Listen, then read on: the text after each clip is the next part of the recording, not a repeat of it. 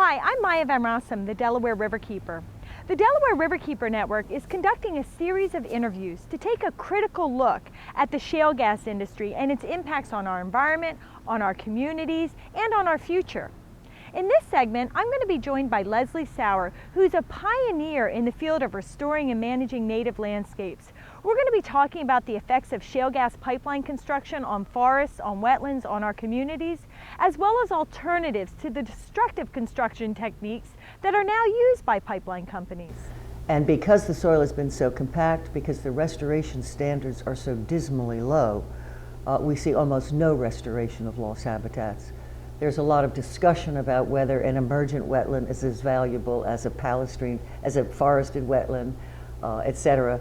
But in fact, a very disturbed, degraded habitat of any kind does not replace any high-quality habitat of any kind. This, for example, is a slide of an exceptional value wetland 6 months after construction.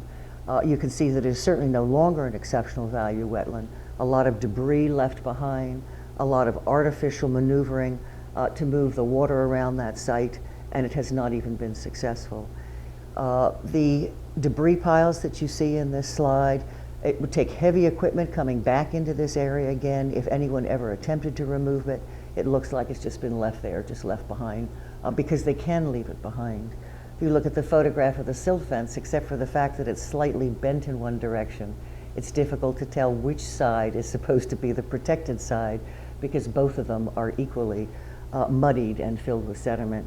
It would be one thing if this was the occasional site. This is virtually everywhere along the pipelines. We are seeing really serious erosion. The Nature Conservancy has been documenting it fairly extensively. These slides, for example, show a blowout on an access road and the kind of debris and gravel that has been left behind in an exceptional quality wetland. This is happening throughout.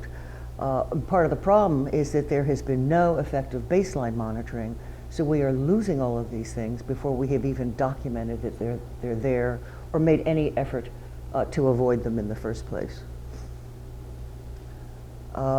Michelle Adams from Meliora Design, an engineer, looked at the specific impacts to water resources from pipeline construction, and I think it's really interesting to start looking at why watersheds are severely disrupted by pipeline construction.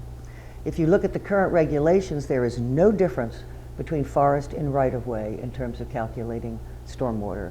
If you look at the actual right-of-way, you can see that they are incredibly different. And this is a problem that we see throughout the regulations. A lot of the problems that should be dealt with are just defined away as not existing.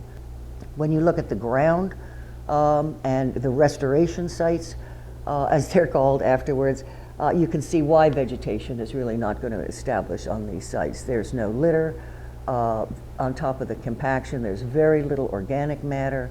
They put down a little netting and seed, and because it's compliance regulation, all you have to do is what you said you were going to do and what is in the regulation. There is no concern or follow-through as to whether there was any performance.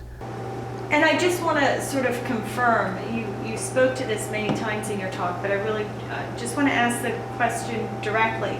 If these pipeline companies were to fully comply with all of the laws that are on the books today, it would be awful. It would still be awful. You would still, you might have a little less erosion and sedimentation, but you're not going to control it.